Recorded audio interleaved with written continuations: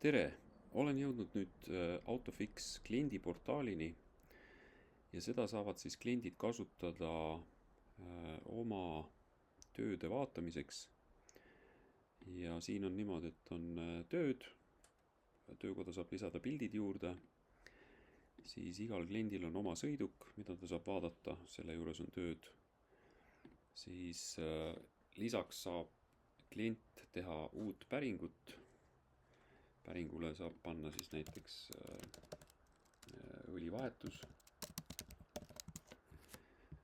Auto on see, saab määrata oma lemmiktöökoja, et näiteks, et kui klient on ühes töökojas mitmeid kordi käinud, saab vajutada saada päring.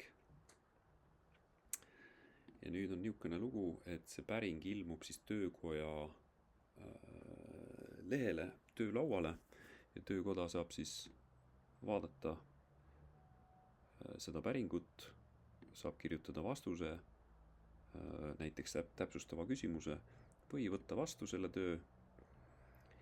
Ja nüüd, kui töö on vastu võetud, siis selle saab lohistada kalendrisse.